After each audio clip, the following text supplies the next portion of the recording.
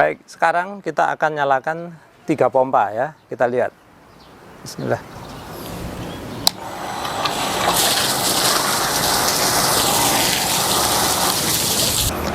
Bismillahirrahmanirrahim. Alhamdulillahirrabbilalamin. Allahumma sholli ala sayyidina Muhammad wa ala ali sayyidina Muhammad.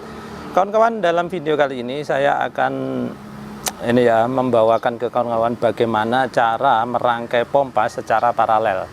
Nah, apa sih rangkaian pompa paralel itu? Nah, jadi gini kawan-kawan, bisa dilihat ya, di sini saya memiliki 3 buah pompa ya. Kemudian masing-masing pompa ini ya memiliki hisapan yang sama ya, maksudnya menghisap dari pipa yang sama, semuanya dari tandon langsung dihisap ke pompa nomor 1, nomor 2, nomor 3. Kemudian ketika pompa ini kemudian dipompakan ke pipa yang sama juga, bisa dilihat ya, 1, 2, 3, lalu dikumpulkan lagi. Nah, seperti itu. Nah, kemudian ini selanjutnya ya disalurkan ke pemakaian ya. Nah, dalam hal ini karena saya tidak memakai di kamar mandi ya, saya kembalikan aja ke dalam tandon ya, karena ini hanya untuk peragaan. Tapi di rangkaian yang sebenarnya ini kawan-kawan akan arahkan ke kamar mandi, ke dapur, ke taman untuk nyiram-nyiram dan lain sebagainya. Nah, mungkin kalian bertanya-tanya ya, untuk apa sih pompa kok dirangkai paralel gitu ya. Nanti saya akan tunjukkan apa saja kegunaan dari rangkaian paralel ini. Namun sebelum kita menginjak ke bagaimana cara kerjanya, bagaimana manfaatnya ya, saya akan tunjukkan ke kawan-kawan dulu ya.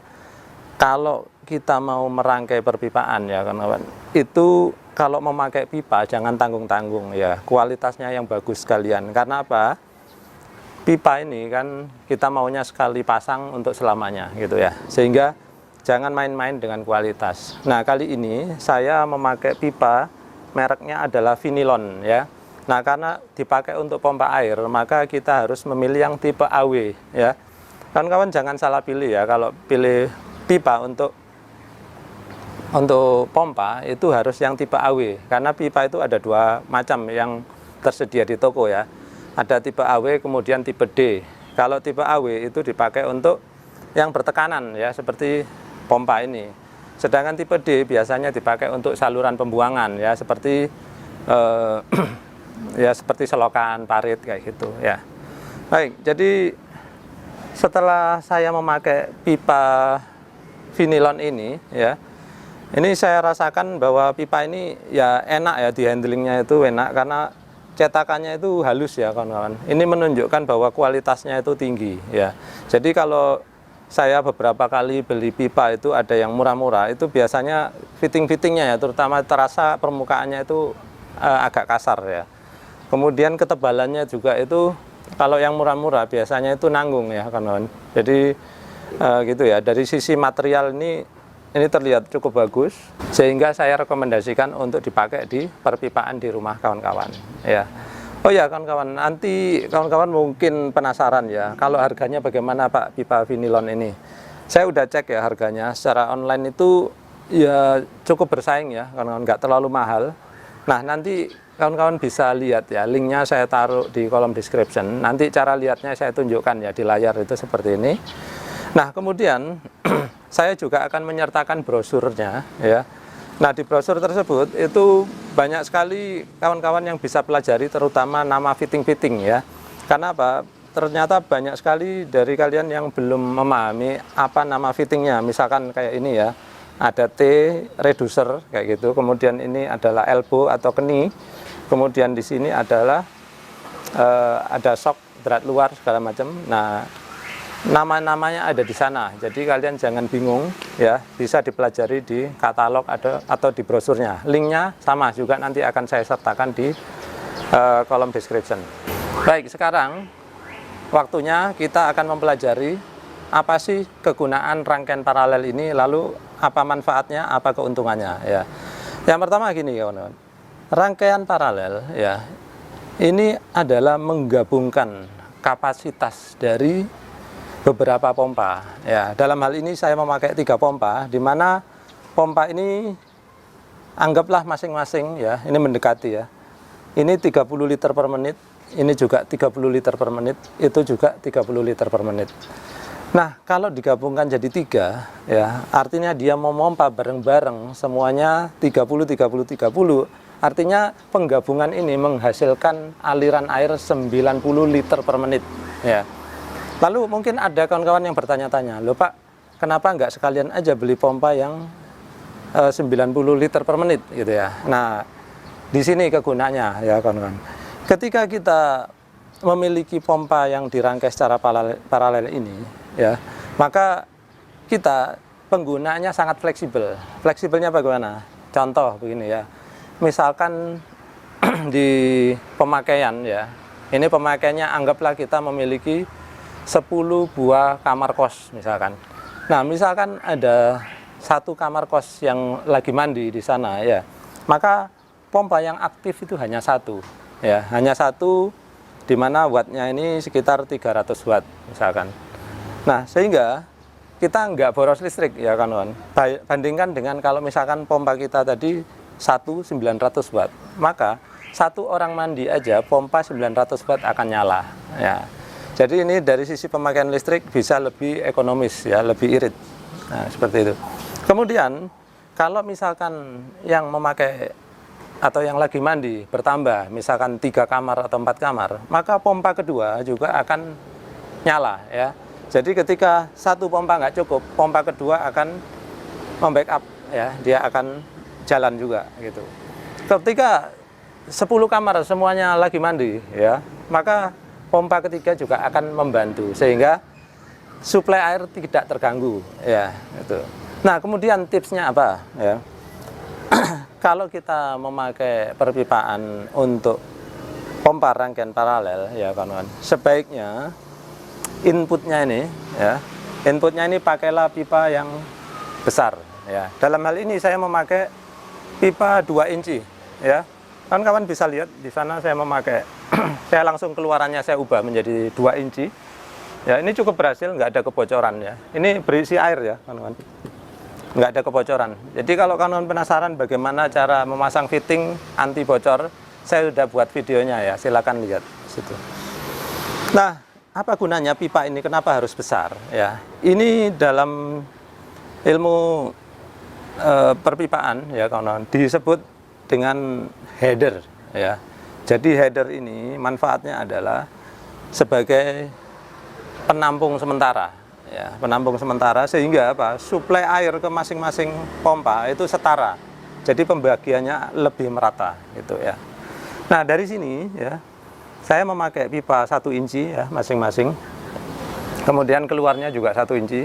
Lalu di atas digabungkan lagi dengan memakai pipa 1,5 inci. Nah, di sini saya memakai 1,5 inci. Kalau kawan-kawan bertanya, boleh saya pakai 2 inci lebih baik ya. Jadi prinsipnya pipa itu lebih besar lebih baik karena aliran akan lebih lancar. Yang jelas jangan memakai pipa 1 inci di sini. Karena apa? Kalau di sini 1, di sini 1, di sini 1. Kalau di sini dipakainya 1 inci sampai sana, maka air akan berdesak-desakan sehingga aliran menjadi tidak optimal ya. Yang tadinya kita berharap 90 liter per menit, akhirnya mungkin kalau pipanya kecil akhirnya hanya menjadi ya 70 atau 80 liter per menit ya, karena airnya berdesak-desakan di pipa yang kecil gitu ya. Jadi usahakan ya di sini itu besar ya. Pakai 2 inci boleh sampai ke pemakaian ya. Jadi 2 inci ini sampai ke misalkan sampai ke kamar mandi masing-masing, barulah diperkecil menjadi misalkan mau kerannya 0,5 inci ya silakan jadi 0,5 inci ya. Jadi jangan diperkecil di tengah jalan, nanti nggak ada gunanya pipa yang besar di sini ya. Pengecilannya harus di masing-masing kamar mandi. Nah, sebelum saya tunjukkan bagaimana ketiga pompa ini nanti berjalan secara otomatis ya, akan saya tunjukkan dulu bedanya apa kalau kita jalankan satu pompa dengan ketiga pompa. Kawan-kawan nanti bisa lihat ya bagaimana aliran air di sini. Yuk kita lihat sama-sama ya. Saya nyalakan sekarang. Bismillah.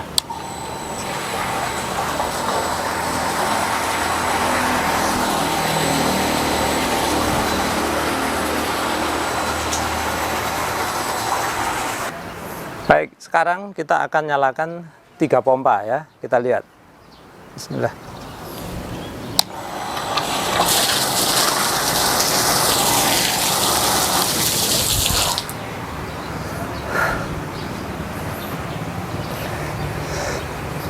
Oke, jadi kelihatan jelas sekali ya bahwa ketika pompa tadi saya jalankan, maka air itu sampai muncrat, sampai melebihi posisi lubang tandon ya. Saya nggak teruskan karena nanti air tandon sebentar aja akan habis ya, karena ini alirannya sekarang menjadi 90 liter per menit. Nah, sekarang kita akan lihat ya, bagaimana cara kerjanya, bagaimana pengaturan ketiga pompa ini ya. Mana yang nanti istirahat lebih dulu gitu ya, terus bagaimana cara nyetingnya nanti akan kita tunjukkan berikut ini. Oh ya, salah satu syarat ya kawan-kawan, kalau kalian ingin merangkai pompa secara paralel seperti ini, syaratnya yaitu kalian harus memakai pompa yang memakai otomatis pressure switch ya. Jadi kalau kalian pengen memakai pompa booster atau pompa dorong, itu nggak bisa dijalankan secara paralel otomatis seperti ini. Oh ya, sebelum kita lanjutkan ke pelajaran berikutnya ya, saya tadi lupa juga memperkenalkan, ini Vinilon selain mereka memproduksi pipa ya, mereka juga ya ada menjual ininya, lemnya ya kawan-kawan. Tadinya itu saya agak gimana gitu waktu nerima, kok bentuknya beda sama kemasan-kemasan yang biasanya ya. Biasanya kan bentuk odol atau yang ada tutup, ada kuasnya gitu. Ternyata setelah saya buka ya, kemudian di sini ini dipotong gitu ya. Rupanya lumayan enak juga kawan-kawan kalau pakai ya. Tinggal gini aja, terus nanti kalau selesai bisa ditutup kembali dengan rapat kayak gini. Jadi untungnya apa? Ini karena dia bentuk apa dari plastik ya, bentuknya itu nggak pernah penyok-penyok ya. Kalau yang wadah yang kayak odol itu kan jadi peot-peot gitu ya. Jadi ini tetap rapi. Kemudian saya coba terguling-guling gitu, nggak apa-apa juga ya kemarin. Jadi ya senang lah punya ini. Nah, selain itu mereka juga ternyata punya grup ya yang menjual keran-keran air ya kawan-kawan. Mereknya itu Yuta ya. Sayangnya saya belum dapat sampelnya ya. Suatu saat kalau mereka ngirim sampel nanti kita akan review juga ya, apakah cukup tangguh juga produknya seperti pipa-pipanya. Ayo kita lanjutkan ke pelajaran berikutnya. Oke, sekarang saya akan jelaskan ya bagaimana pembagian tugas ketiga pompa ini terhadap rangkaian paralel ini. Seperti tadi saya bilang ya, kalau sini pemakaiannya besar ya, artinya apa? Semua keran, misalkan ini ada 10 kamar kos gitu ya, 10 kamar kos semuanya dibuka. Maka ketiga pompa ini akan jalan semua ya, karena kebutuhannya besar, jadi semuanya menyuplai. Tapi ketika yang membuka misalkan berkurang, tinggal 6 kamar kos misalkan ya, maka nanti kemungkinan satu pompa akan mati ya, karena dia merasa sudah cukup gitu ya. Saya tadi masih acak ya kawan-kawan. Ini tadi saya belum menentukan mana yang harus istirahat duluan kalau suplai airnya udah cukup gitu ya.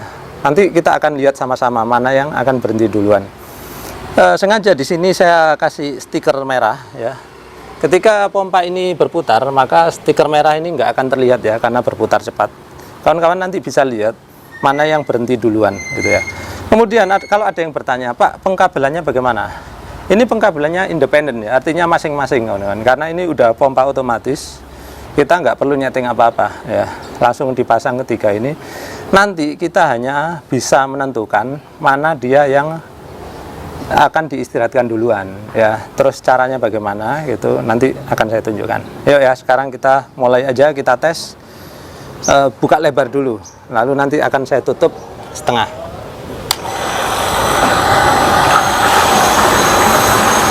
Oke, ketiga-tiganya mutar ya, nggak kelihatan stikernya. Sekarang saya akan tutup sebagian.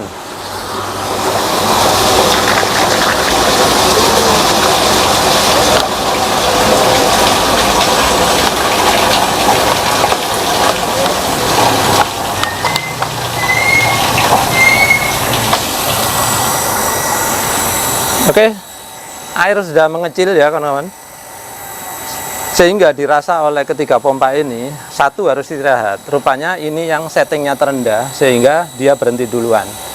Sekarang kalau aliran di sana saya kurangi lagi, kita lihat apa yang terjadi.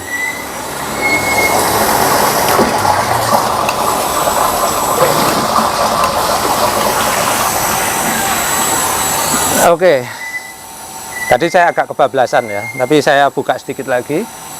Dengan aliran yang sekarang itu cukup dilayani oleh satu pompa. Artinya mungkin di sana kalau keran gitu hanya 1 atau 2 keran aja. Perhatikan 2 2 pompa istirahat ya, sehingga kita buatnya kecil ya, karena misalkan hanya 2 kamar yang lagi mandi gitu ya.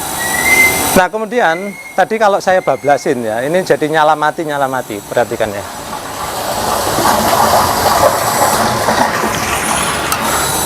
Nah ini aliran saya perkecil ya.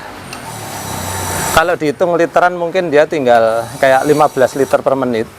Padahal kapasitas dia 30 liter per menit misalkan. Maka dia hanya butuh setengah dari kapasitas pompa, sehingga pompa nyala mati. Terus kalau ada yang bertanya, Pak, bagaimana agar nggak cetak-cetek kayak gini? Nah itu sudah pernah saya ajarkan ya di ini video saya sebelumnya seperti ini. Kemudian kalau kalian pengen diaplikasikan di sini, ya silakan tulis di kolom komentar. Nanti saya akan bikin eksperimen lanjutannya ya. Sekarang apa yang terjadi kalau saya tutup penuh airnya ya? Nah maka sekarang ketiga pompa mati. Nah sekarang kawan-kawan coba diingat ya. Tadi ketika beban air berkurang, ya, yang mati duluan kan ini. Kemudian yang mati kedua pompa ini. Terus yang terakhir mati yang sana ya. Nah ini artinya apa? Ketika kebutuhan sedikit maka pompa ini istirahat duluan ya. Ketika makin sedikit lagi pompa ini kemudian istirahat. Nah mungkin kawan-kawan pengen, Pak saya mau yang istirahat duluan yang sebelah sana gitu. Maka kita akan menyetingnya dengan cara mengendori ya, mengendorin pressure switch-nya sana ya ke arah negatif, dikurangi tekanannya. Sekarang ayo saya peragakan ya. Nah dalam hal ini saya ingin pompa yang nomor 1 ini mati duluan ketika beban aliran saya kurangi ya. Maka caranya nih. Nah di sini ini ada tanda positif, di sini negatif ya. Artinya apa? Kalau kita putar ke arah negatif ya, ke sana itu kita akan mengurangi tekanan ya. Perhatikan. Nah, pakai obeng minus kayak gini ya. Kita putar ke kanan. Perhatikan ya. Nanti setelah ini kita akan uji apakah dia akan mati duluan ya. Kita ingin pompa ini mati duluan, maka setting tekanannya kita kurangi. Oke, sekarang kita uji. Baik, sekarang setelah kita setting, kita perhatikan ya. Lihat apakah nanti dia akan istirahat paling duluan ya. Saya nyalakan dulu, ketiga pompa akan jalan semua. Lalu saya akan tutup pelan-pelan mana yang istirahat duluan.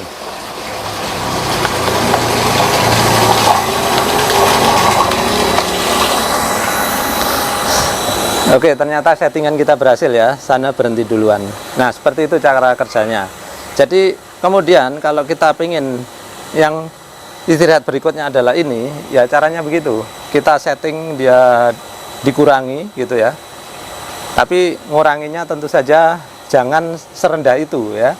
Jadi caranya coba-coba aja. Nanti kalau dia ternyata istirahat duluan, ya dinaikkan lagi. Kayak gitu aja ya. Sebetulnya ada cara yang lebih efektif, yaitu memakai pressure gauge, tapi saya tahu nggak semua dari kalian itu memiliki pressure gauge, sehingga saya ajarkan cara yang ya agak tarsanan aja gitu ya, tapi berhasil. Yang jelas usahakan jangan menambah tekanan ya kawan-kawan, kurangi aja ya. Jadi tadinya ini kan settingan dari pabrik ya, saya matikan dulu. Tadinya kan semua settingan dari pabrik ya. Ketika kita mau nyeting, mendingan kita settingin dikurangin daripada disetting dinaikin ya. Karena apa? Kalau dinaikkan nanti itu akibatnya ampere ya, konsumsi listrik akan lebih tinggi dari yang desainnya gitu ya. Akibatnya apa? Akibatnya nanti pompa akan cepat panas ya, kemudian jadi nggak awet ya. Nanti kalau pompa cepat rusak, kalian sendiri yang merugi gitu ya. Jadi itu ya kawan-kawan, perhatikan karena ini 3 buah pompa sehingga dia itu cukup powerful ya, sehingga dia membutuhkan pipa-pipa yang kuat. Maka jangan tanggung-tanggung kalau membeli pipa ya, yaitu tadi saya sebutkan di sini saya memakai pipa vinilon ya, yang terbukti cukup tangguh ya, dan kualitasnya bisa kalian lihat sendiri ya, semuanya mulus-mulus. Artinya apa? Cetakannya presisi ya. Jadi kalau dipasang itu pas gitu ya. Kadang mungkin kalian ada yang beli pipa itu ya, kalau dipasang gitu ternyata nggak nyangkut ya, ada yang longgar gitu, malah ada yang seret kali gitu ya. Oh ya, satu tip lagi ya kawan-kawan, meskipun di sini tidak saya gambarkan karena saya untuk peragaan ini butuh simple aja. Sebetulnya sebaiknya di setiap intake di sini itu diberi stop kran ya, kemudian keluarannya juga diberi stop kran. Apa gunanya ya? Gunanya begini, misalkan suatu saat kita butuh servis ini, maka kita tutup stop kran di sini, kita tutup stop kran di sini, lalu pompanya bisa kita lepas ya. Nah, ini kalau di sini karena dia ada flanknya, di sini ada flank, maka kawan-kawan bisa melepaskannya begitu saja ya, dengan menutup stop kran sini, tutup stop kran sini, ini bisa dilepas. Namun kalau model yang drat seperti ini ya kawan-kawan, jangan lupa kawan-kawan, meskipun di sini udah ada stop kran, di sini perlu ditambahkan watermur atau union ya. Nah, gunanya apa? Karena di sini nggak bisa diputar ya, ini di atas mati sudah dilem ya, maka kita bisa melepaskan atau memutuskan pipa ini melalui union sehingga nggak perlu digergaji ya. Nah, seperti itu. Nah, saya gambarkan di layar seperti ini ya. Jadi masing-masing memiliki stop kran di input dan outputnya. Nah, sama juga di sini ya. Kalau di sini memang ada butuh dipasang stop kran yang besar 2 inci ini, maka silakan dipasang.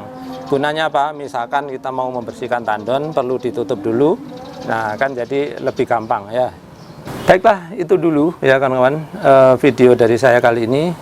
Kalau kalian punya pertanyaan tentang rangkaian paralel ini, silakan tulis di kolom komentar. Nanti saya usahakan akan menjawabnya kalau sempat ya. Karena mohon maaf ya kawan-kawan ya, tiap hari itu kadang sampai ratusan pertanyaan. Jadi saya juga kerja, jadi kadang-kadang itu nggak sempat lagi saya menjawabin satu persatu ya. Jadi akhirnya saya usahakan nanti kalau sempat saya jawab. Yang kedua, kalau jawabannya perlu dengan dibuatkan video lanjutannya, nanti insya Allah kalau saya ada kesempatan saya akan buatkan video lanjutannya yang berhubungan dengan rangkaian paralel ini. Sekian dulu video dari saya, semoga bermanfaat. Terima kasih sudah menyaksikan.